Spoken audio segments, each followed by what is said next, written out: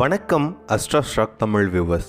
Stock market சீரீஸில் இன்றைக்கி நம்ம பார்க்க போகிற இன்னொரு வீடியோ எதை பற்றி அப்படின்னு சொல்லிட்டு பார்த்தீங்கன்னா சப்போர்ட் அண்ட் ரெசிஸ்டன்ஸ். இந்த சப்போர்ட் அண்ட் ரெசிஸ்டன்ஸ்னால் என்ன, அதை எப்படி ட்ரா பண்ணுறாங்க கிராஃபில், இதில் நம்மளுக்கு என்னென்ன யூஸ் இருக்குது அண்டு இதனால் எப்படி நம்ம ஒரு சக்ஸஸ்ஃபுல்லான ட்ரேட் பண்ண முடியும் அப்படின்னு சொல்லிட்டு இந்த வீடியோவில் நம்ம கம்ப்ளீட்டாக பார்க்கலாம். நீங்கள் ஸ்டாக் மார்க்கெட்டுக்கு பிகினர் இல்லை நியூ இன்வெஸ்டர்னால் உங்களுக்காக தான் இந்த வீடியோவை ஸ்கிப் பண்ணாமல் பாருங்கள். வீடியோக்குள்ளே போகிறதுக்கு முன்னாடி அஸ்ட்ரா ஸ்டாக் தமிழ் சேனலை சப்ஸ்கிரைப் பண்ணிக்கோங்க for the daily updates. Okay, first வந்துட்டு சப்போர்ட் அண்ட் ரெசிஸ்டன்ஸ்னால் என்ன அப்படின்னு சொல்லிட்டு பார்த்தீங்கன்னா, சப்போர்ட்னால் என்ன, ஒரு ஸ்டாக் ப்ரைஸை ஒரு பர்டிகுலர் வேல்யூக்கு கீழே போகாது.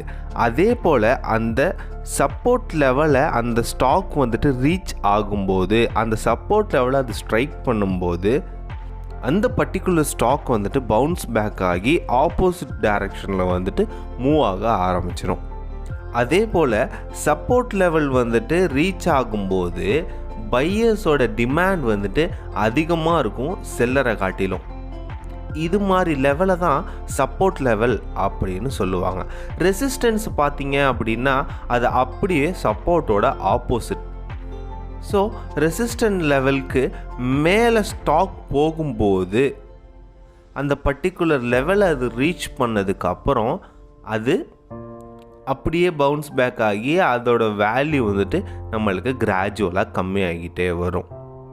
இதுதான் resistance level.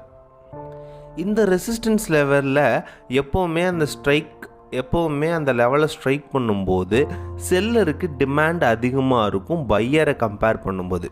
Okay, support and resistance எதுக்கெல்லாம் யூஸ் ஆகுது அப்படின்னு சொல்லிட்டு இப்போ நம்ம பார்ப்போம்.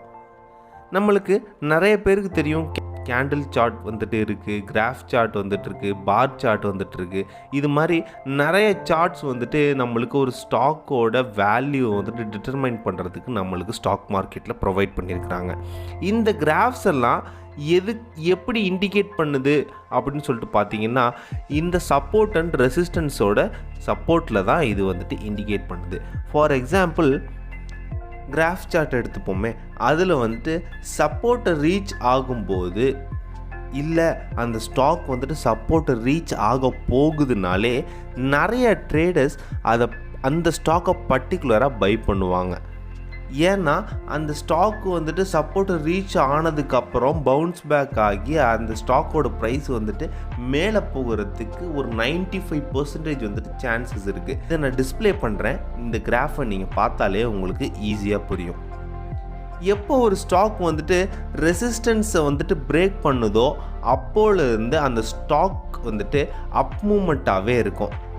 இதுதான் கிராஃப் கால்குலேஷன் இல்லை கிராஃப் அனலைசஸ் அப்படின்னு சொல்லிட்டு சொல்லுவாங்க.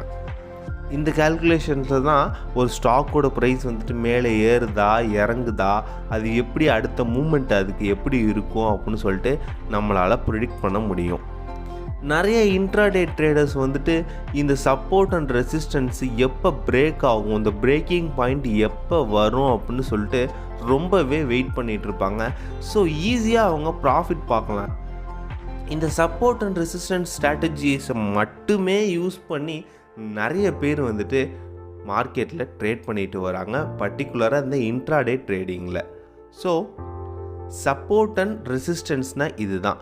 கிராஃப் லெவல் எப்போ பிரேக் பாயிண்ட் வரும், எப்போ வந்து அதுக்கு அப் மூமெண்ட் இருக்கும், எப்போ டவுன் மூமெண்ட் இருக்கும்னு சொல்லிட்டு நம்ம கிறிஸ்டல் கிளியராக பார்த்து நம்மளுக்கு இண்டிகேட் பண்ணுறதுக்கு யூஸ் ஆகிற ஒரு ஃபியூச்சர். ஆஸ் அ நியூ ட்ரேடராக நம்ம இது தெரிஞ்சுக்கிட்டு எப்போ பிரேக் பாயிண்ட் வந்தால் எப்போ நம்ம வந்துட்டு ஒரு ஷேரை வாங்கலாம், எப்போ அந்த ஷேரை விற்கலாம் அப்படின்னு சொல்லிட்டு இன்ட்ராடே ட்ரேடிங்கில் நம்மளுக்கு யூஸ்ஃபுல்லாக இருக்கும். சேஃபாக ட்ரேட் பண்ணுங்கள், ஹாப்பியாக ஏர்ன் பண்ணுங்கள். Have a nice day.